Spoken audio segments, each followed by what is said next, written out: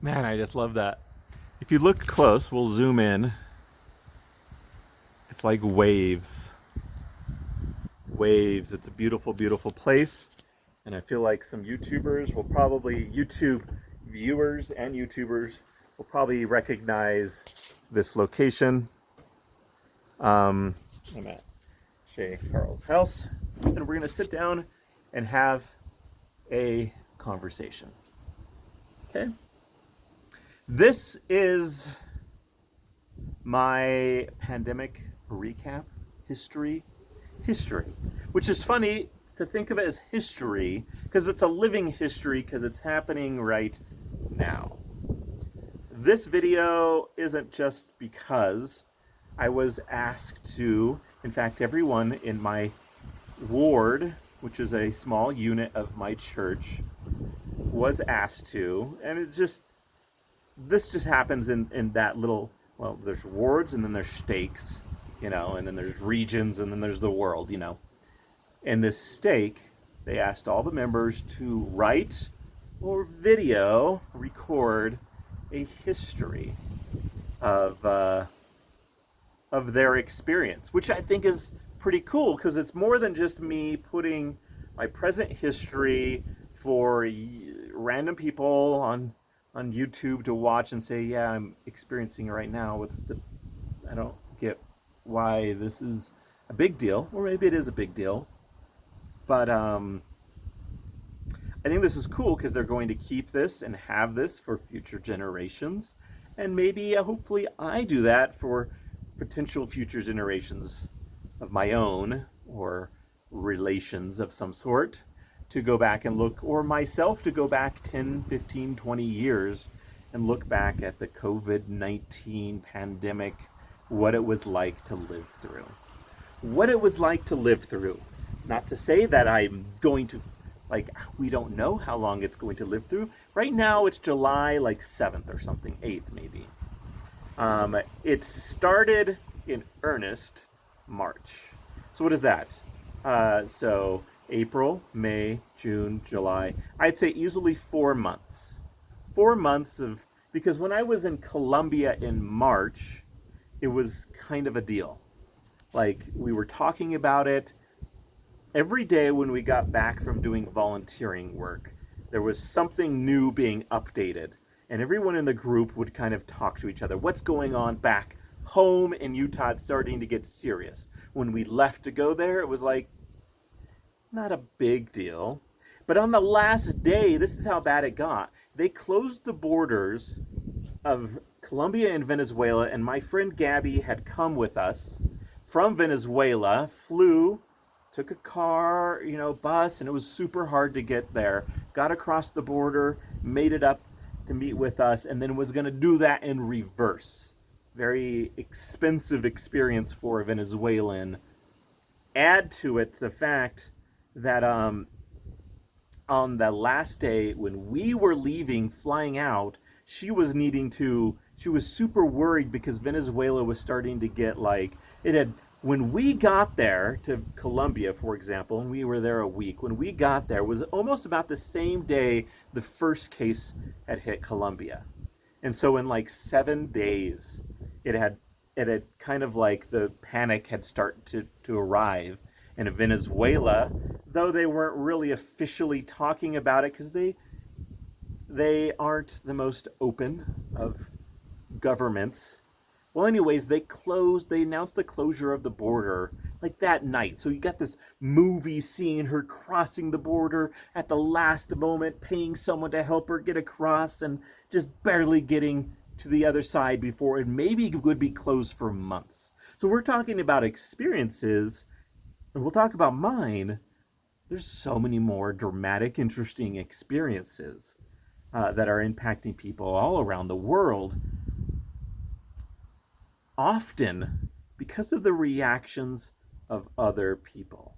So if we take this video somewhat like a hypothesis, the going hypothesis is that this experience with this pandemic has, in quantity, affected way more people because of the reactions to it, more than the actual pandemic. But many people have died. And so that's quantity is one thing, and then I guess quality, that's bad quality. The bad quality is a different story. So, but we're talking maybe about my experiences and other people I know, and really other. Okay, let's answer a few questions. Has anyone I known been sick? No, no one I know personally has been diagnosed positive with COVID. Though, interesting enough, I do have I when you get together with people and you talk about it. So this day and age, when you talk about it with the people that I talk to, they're like, one of the fun things is like, did I get it? Did I have it at one point and never knew? Because for a while there weren't good tests to see if you had it, and even now it was really easy at one point, like in Utah, and now you kind of have to schedule and you have to have had symptoms and that sort of stuff. So we're not really, I guess, entirely sure. But one of the fun things, like my sister-in-law and my brother are all about like, did I have it? Because they went on a cruise ship in February, and they had all what they think were all the symptoms. Like, I think I got it. So now the thing is to go and get an antibody test, which I did, and I was negative. Sad. That was last week, so 5 days ago, let's say, and I tested negative for the antibodies.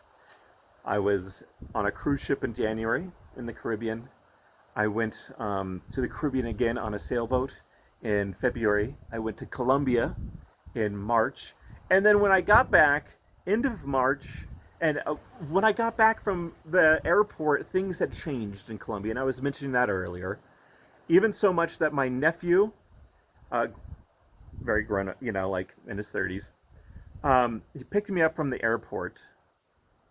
But when, because I'd left my truck there at his place in Las Vegas, but he's like, yeah, my girlfriend's not so keen on you coming in after having traveled. There was a lot of unknown and a lot of fear when it first started. A lot. And maybe even still to this day, quite a decent amount. But we do have a lot better idea 4 months into it. So, but that was the big thing. We were learning every day, and there was, you would call them hypotheses, theories of what people thought from a lot of uneducated people, just people on Facebook telling their theories and using bits of fear to convince people on their theories, or bits of science to convince people of their theories. And some of those theories have stuck, but most of them have not, I think. Or they were just kind of haphazard semi-theories. They weren't fully nuanced theories that took into account lots of things. They took one aspect, talked about it, used fear or anger is a common thing. That's one thing that I've been thinking about and studying about a lot right now, is because that's such a prevalent thing in our world right now, is anger. And using anger, this is where I have as I've studied books, philosophers, and scriptures and stuff like that. Not that I'm at all an expert. But the one thing that I liked from it was this concept of anger is a form of selfish manipulation, often, in many cases. And so there's a lot of using anger and shaming, which kind of comes from anger, to impact other people to do what you want, because you want them to do what you want. It's about you. It's not. It's never about your them. I love you so much. I would love you to do this. It's um, maybe it's fear. They're scared about their situation and thinking about themselves, and it's the selfishness of impacting themselves, and that's not always. I mean, it's self-preservational at times. But anger isn't always educated and fully thought out. Like, it's not always the best decisions that come from that. Probably very infrequently. And kind of that tangent explains a lot of our experience with COVID-19. So one, I don't know anyone has tested positive. I'm sure I've had friends that tested positive. Have any of them been really badly sick? Have any of them gone to the hospital or been to the ICU? It gets smaller and smaller and smaller. So presently, for the last maybe 2 weeks, it's been a consistent, there has not been much of an increase of hospitalization.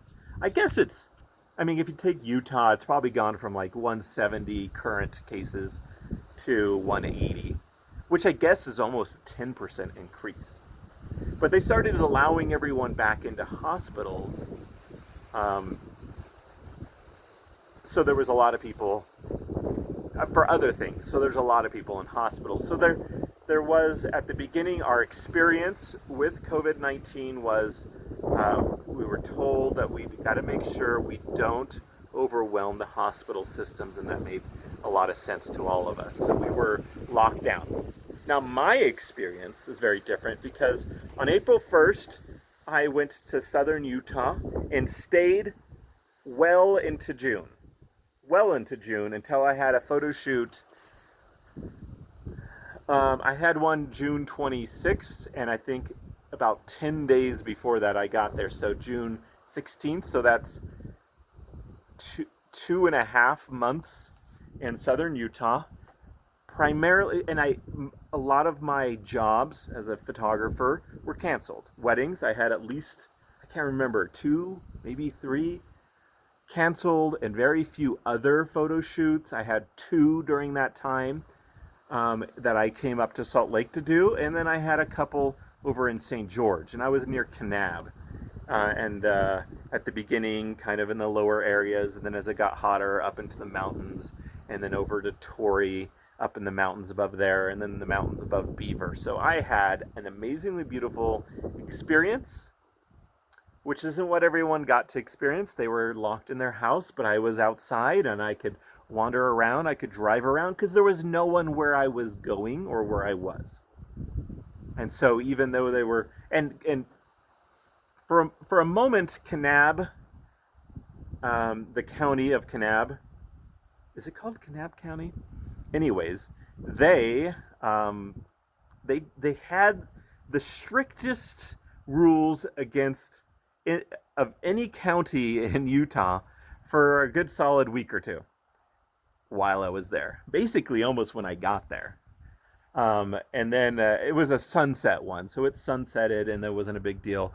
But, I mean, this is government officials making a very strict overreaction based on they didn't know, and it's understandable. Basically, no one could come into the county and spend overnight, like, at all.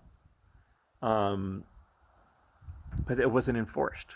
So there's a difference between making laws and having something that no one ever would enforce. I mean, every day, like, there are places where chickens aren't allowed because 50 years ago, and no one got rid of the rule. Anyway, that's a total side note. And I mean, there's plenty of other examples of that sort of thing.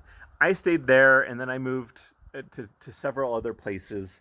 I did have, the fun thing was, the experience was like, we were told social distance, stay away from people. I did great at that. I was never close to anyone. Don't touch anything, and if you do, clean your hands before touching your face. Okay? I got good at that. I would use my sleeves. I mean, the only time I'm really around people in that situation for those couple of months was gas stations. So I'd use my sleeve to pump the gas, like I wouldn't be touching it. And then I would have, luckily, I'd bought some sanitizer. This was during the times of the toilet paper and sanitizer and flour and what else was kind of not in heavy circulation. I'd got some sanitizer and some um, wet wipes in Colombia and brought them back. And that sanitizer really was awesome. It was a pretty big bottle and it lasted me up until recently. And Costco, like 2 weeks ago, or like a week ago, maybe a week and a half ago, finally had sanitizer again in big bottles so I could fill all the other bottles back up. So um, the experience of being low on toilet paper and sanitizer and all that stuff, I did not experience. I bought, it took a few weeks until I saw baby wipes again when I got back. Lysol wipes, I don't know, they're probably back, but I haven't really needed them. I've been pretty good with hand sanitizer. And I still use it. I'm still conscious. I was really good at never touching my face, my eyes, my mouth, especially, unless I had just recently um, sanitized my hands well, washed my hands well, or had not been around anyone for days. Then who cares?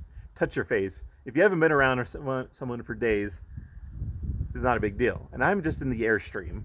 So that's a big part of the experience. And I suppose this gives us a lot of context. We're going to move.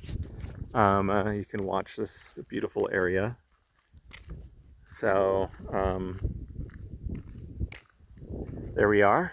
There's the Airstream. And there's the Tacoma.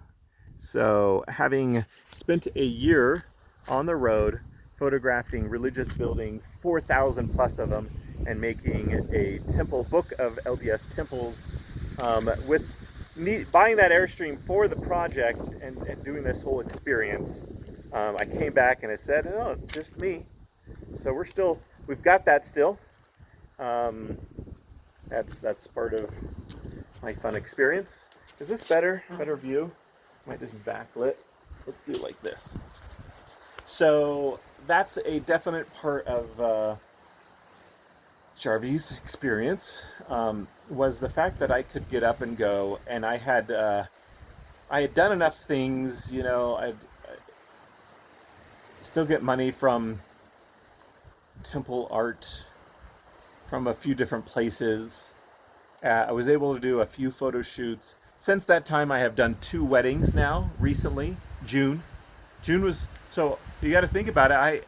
I really don't do very many weddings January, February, and March. I had some scheduled for March. March is a little bit more common.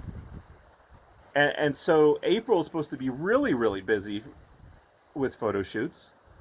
And I had like a couple of small photo shoots, no weddings. So that's an impact. But a lot of people lost jobs and didn't have kind of a residual income. I had a couple of, what do you call them? I needed to send an invoice to business clients, like the piano guys. I hadn't done that for like over a year. And I was like, well, it's a good time to send that.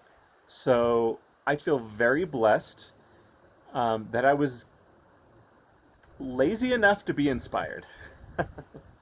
Actually, and I specifically thought, like, this will come in handy someday. It's best I don't have the money right now because I would spend it. So I didn't have the money. I did the invoice, and then I got the money, and it has helped me get through the financial difficulties of the pandemic. There are no health difficulties for me or anyone that I know, particularly.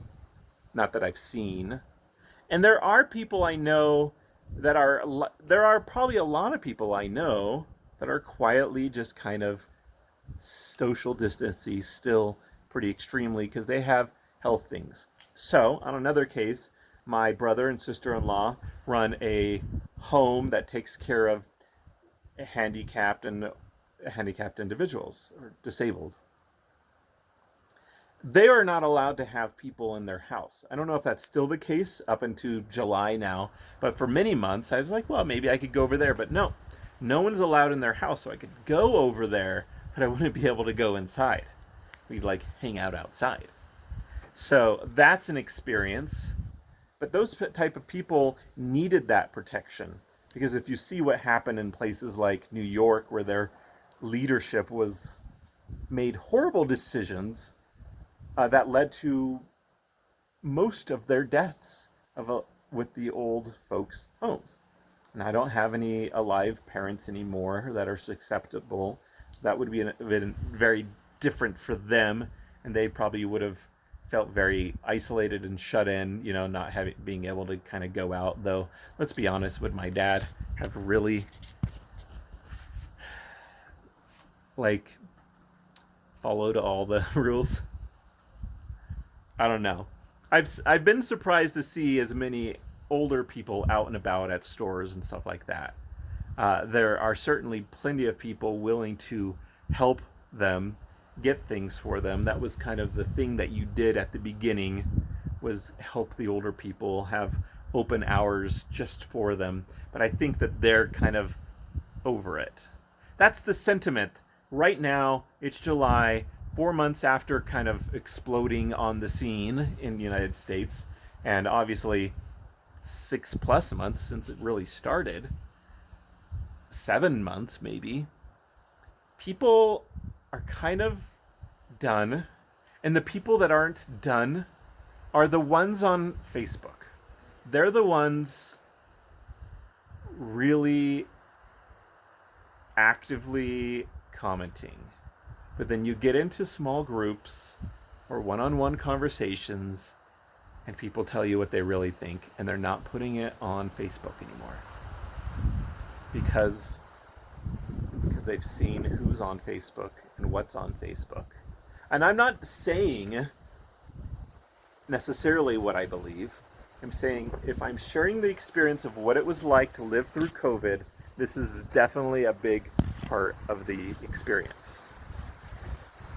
Big part of the experience is everything that's going on in your mind every day, the things that you learn, how you handle the uncertainty, how you handle having to learn about something scientific because it's not really part of your life. I have to learn about how viruses act and the size of them and how masks interact with it. And then you're told at the beginning, don't buy masks, and even it's detrimental, and you're wondering, are they just telling you that because they don't want you to have a run on the mask like you did to the toilet paper and the sanitizer and the flour and the rice? Probably that's the case. And then they come out with scientific studies saying why masks aren't good, and then you fast forward to June when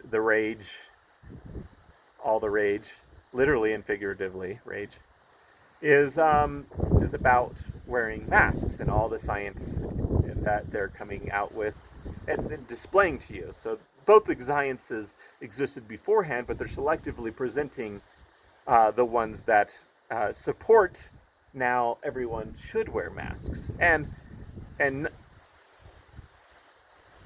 so that bothers a lot of people. It bothers a lot of people, just the back and forth of everything. And it's not to say that they don't believe in masks. Like, personally, I understand how masks can work. Like, here's an example, just because if you're wondering how people living through this with their experience years down the line, here's a good example. You'll see posts of someone saying, look, viruses, a typical virus is 0.25 microns. I don't have the exactness of it. And masks can't stop that. That's crazy. Bacteria is bigger than virus particulates. And we don't expect, crass, but still a good example, we don't expect your genes to stop the smell of farts, which that is bacteria. And so everyone's like, oh, why are we wearing masks? But masks aren't there to stop virus particulates, they're there to stop droplets. Because this virus has been said to spread in the form of respiratory droplets, the stuff that comes out of your mouth. To what extent out of your nose, I don't know. The stuff that goes into your nose and mouth and into your eyes. So masks work.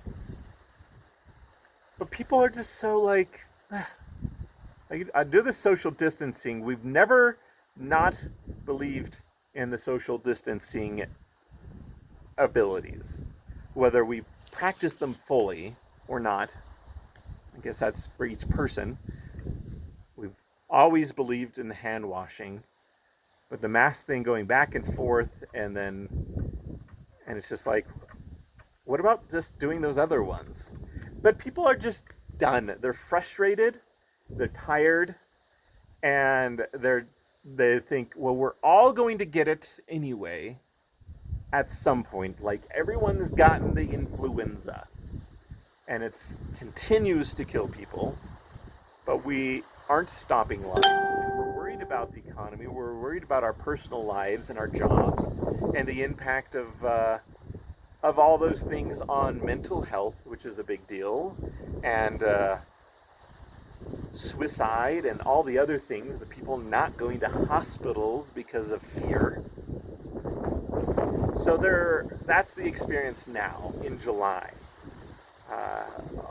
My experience May through June was totally different or April through June was so very different from most people. I was happy. I felt relieved that I was like, okay, I don't feel the guilt of not working. The financial impact isn't terrible because of what I've done in the past. And I don't feel the guilt of not working on photography, and I can work on other projects that I want to do and that are really beneficial. So that's my experience. But now the experience is getting onto social media and seeing people tearing each other apart. I try to be the intermediary and say, look, like non-mask person, let me explain why masks work. Mask champion, let me explain to you why everyone is frustrated, because you suck so badly. Your whole entire camp of people are the worst communicators on this planet. You suck. You suck, you suck, you suck. You suck at explaining your position, and I believe your position. But you suck so bad. You're the worst communicators in this planet.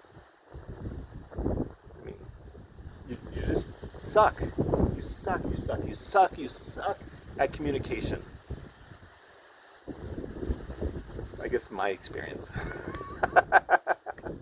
You really are the worst communicators in the world. You are the worst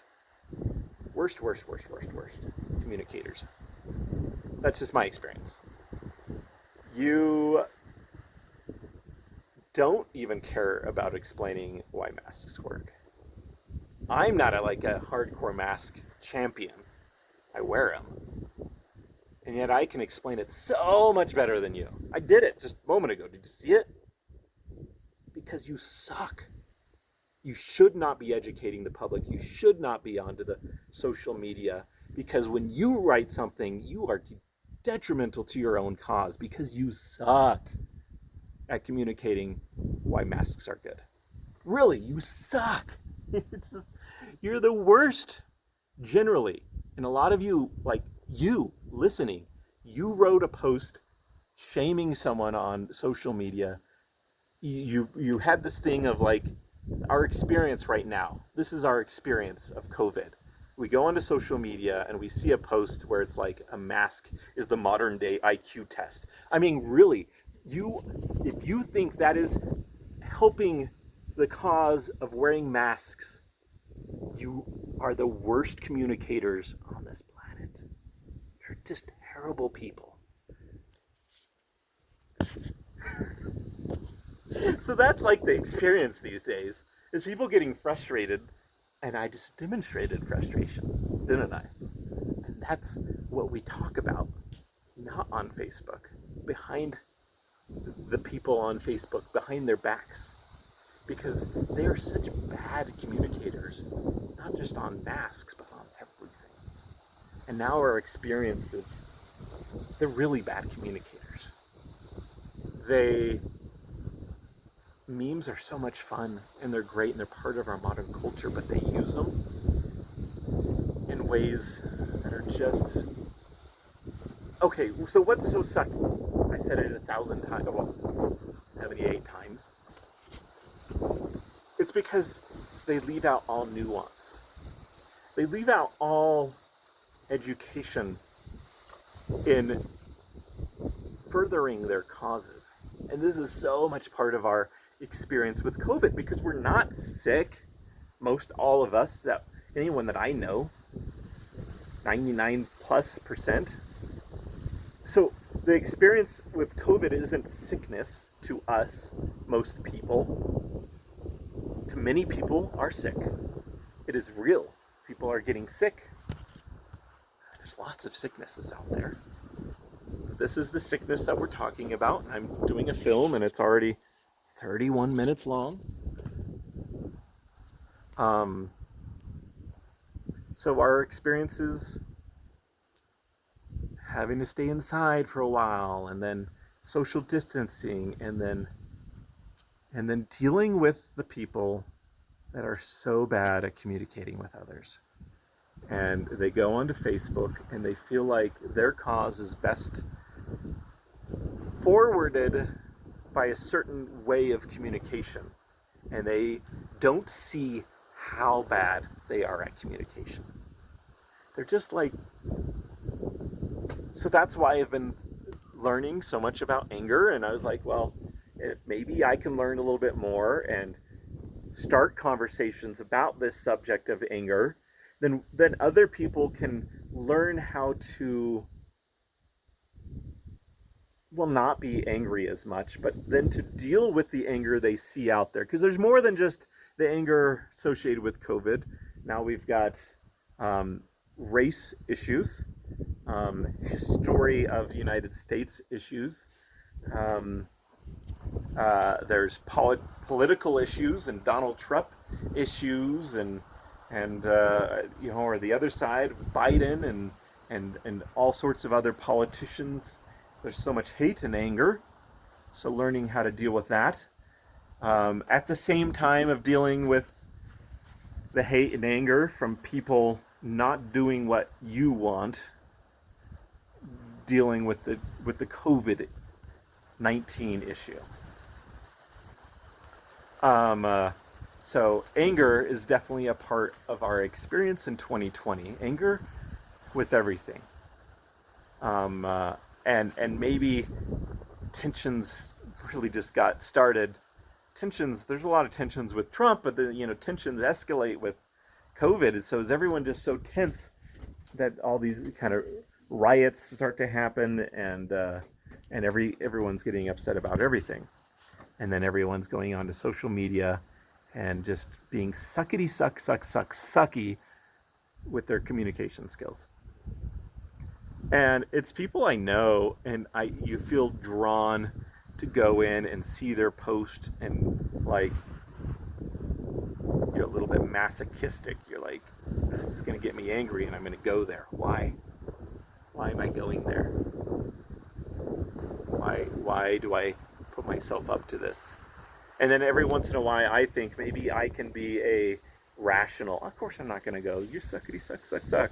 Well, this is kind of a general video to not anyone in particular. So, and it's funny, You can see me get a little bit frustrated, but it's kind of like funny way. I don't know.